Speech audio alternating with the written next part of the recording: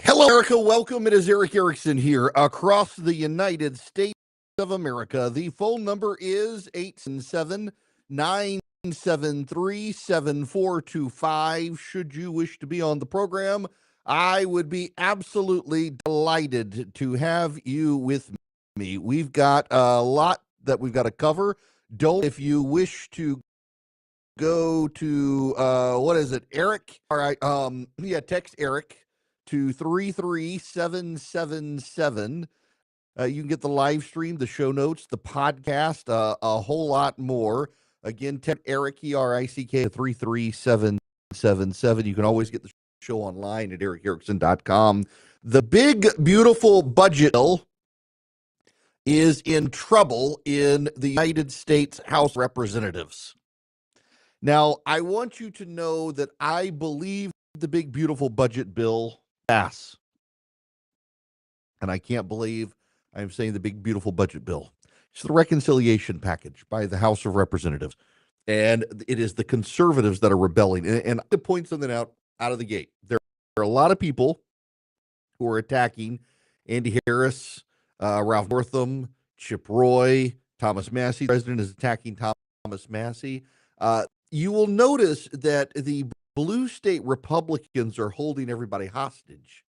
And the Republicans aren't attacking the blue state Republicans trying to get more spending out of the bill. They're attacking people who think we're spending too much. They're attacking the people who are for fiscal responsibility. Everybody knows we're headed off the cliff. And the people who are trying to avoid us going off the cliff are the ones who are getting attacked. And I think that's wrong. And I think that you need to notice who's getting attacked right now. Who's getting attacked are the conservatives saying this bill is not fiscally sound. Not Lawler's of the world. I want to pay. Look, I like Lawler, but I disagree with him. He was on Maria Bartiromo. Listen to this conversation. From 2020 and 2022, we flipped seats in New York and California with 5-seat majority. And so it was New York and California that delivered the majority. Obviously, two states we can all agree poorly run by two terrible governors and super majorities in the state legislature that have passed insane legislation, increased spending in New York. They've increased spending by $100 billion in a decade. We have the highest tax in the country. In my district, 3 of the 4 counties that I represent, Marie, are 3 of the top 16 highest property tax counties in America. So when you take property taxes combined with state income taxes, it blows well past the $30,000 cap, which is why this matters so much. And my point at the end of the day is if no bill passes, SALT cap goes to unlimited. Now, it would also be tied to the AMT coming back in full force, and that would be terrible. But for us to agree to a cap, there's got to be real relief to this. And that's what we're negotiating on. We're not trying to stop the bill from proceeding. We're trying to that our constituents get real tax relief. That's what this is about. Who the hell of the middle class pays more than $10,000 in taxes to the state? Nobody. New York has the highest tax burden in the country. What Mike Lawler actually wants is for the super rich in New York to get a tax burden. He wants their donations if he runs for governor. These liberal Republicans from blue states are holding the entire nation hostage. Now, the House Republican leadership has decided to hostage takers. They've decided to do a $1,000 deduction for people making up $100,000 a year and index that number to go up 1% a year and ultimately make it a permanent thing.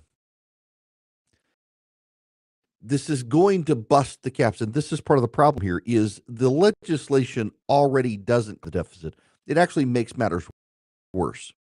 They're going to have to raise the national debt $5 trillion with a T dollars in order to cover the cost of inflation, because the things they say they're cutting, understand, they're putting off the cuts for, in some cases, some just a couple of years, but they're putting them all off. None of the cuts are immediate. So you and I are going to be paying the cost of this sometime. But the SALT deduction, they're going to not immediately.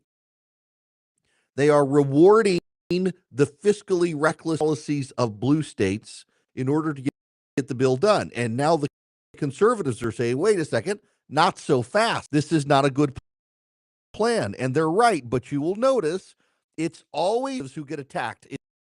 It's not the liberals who are shaking down all of us. It's not the liberals. It's the conservatives who are getting attacked.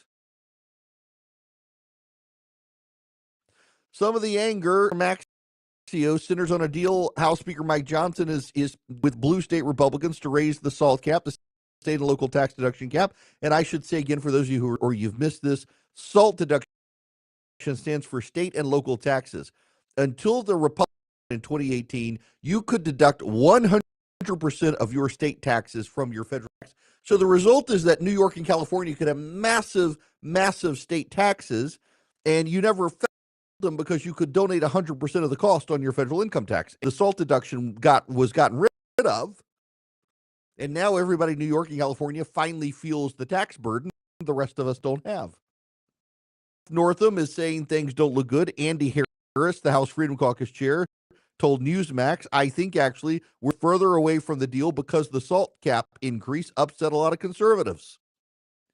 Even Donald Trump said not to do it, but they got to do it or these hardline blue collar or blue are going to kill the deal. Chip Roy thinks we need to do Medicaid and we're still spending too much. Now, here's the thing that the Republicans don't understand. Chip Roy doesn't care if he loses. He cares about the future of the country. Mike Lawler cares about his future in politics. He wants to run for governor of New York, and he wants to be able to say he was able to wrangle out the SALT deduction. Chip Roy doesn't care. Donald Trump has said he needs to be beaten. He doesn't care. He wants to beat back the growth of the Leviathan in Washington, D.C. He's willing to lose to fight the good fight. There are very few members of on the Republican side willing to lose to do the right thing. Chip Roy is.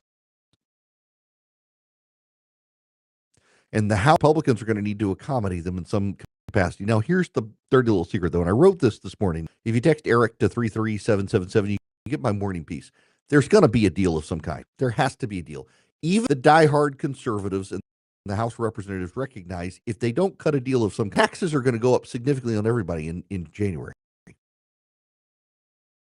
So they also recognize if they can't get a deal done, it's actually a bad sign to a lot of people on Wall Street that Congress is completely dysfunctional. When Republicans can't figure out a way to cut taxes, it's a warning sign to Wall Street that Congress really is completely broken. That's going to cause a market freak out. So yes, the Republicans very, very much want a deal of some kind, and they're probably going to get a deal of some kind. The question is, what do the terms look like? And the SALT deduction is a shakedown from the blue state guys. That's making the conservatives angry. So what are you going to have to do for the conservatives? You have to cut more stuff. Find stuff to cut. Now, here's the other problem. You get this through the House of Representatives, and they guarantee the Senate's going to go along with it. In fact, many senators are vocally against increasing the SALT deduction. They're going to have to find a way to accommodate each other. Mike Johnson went to the Senate yesterday, assured them he was going to get something done, and then told them, comes to you, don't change it. And the Senate's like, screw you, we're going to change everything. Remember, in Washington, the Democrats and Republicans are each other's opponents, but the House and the Senate are each other's enemies. Now, meanwhile, the Senate, by unanimous consent, already passed no tax on tip legislation. Ted Cruz and Jackie Rosen of Nevada came together and co-sponsored a no tax on tip legislation. And there's a portion of the Democratic Party that's upset with this. The Democrats say already most of the people who work for tips, they don't make enough to pay federal income tax anyway. And by doing this, you're undermining efforts for a universal minimum income and wage. So I guess I now support the no tax on tips, given what it's stopping it from. Now, I don't know the logistics on how this is going to work. I guess considering that I am a CEO, I'm going to see if my CFO will start paying me in tips. May have to dance on the table once a month and have them throw cash at me here in the office in order to be able to avoid income taxes. But I'll do it. I'll make them do it too. We'll just avoid tax. I honestly have no idea what the caps are. I will try to figure this out. It has to pass the House of Representatives, but it looks like it's going to pass the House of Representatives. So everybody has agreed no tax on tips. Well, now that reduces income to Washington. That's going to exacerbate the fiscal picture. There are a lot of great things that everybody supports. The problem is how much it costs. $5 trillion in new debt forthcoming. There's a headline today. U.S. debt is on pace to set a record high, going all the way back to 1790. If Republicans pass their tax and spending bill, the record will arrive even sooner, putting America's debt at more than 113% the size of the economy. But now the Congressional Budget Office is out with an analysis asked for by the Democrats. Here's the headline. Wealthy gain, low-income people lose mega bill.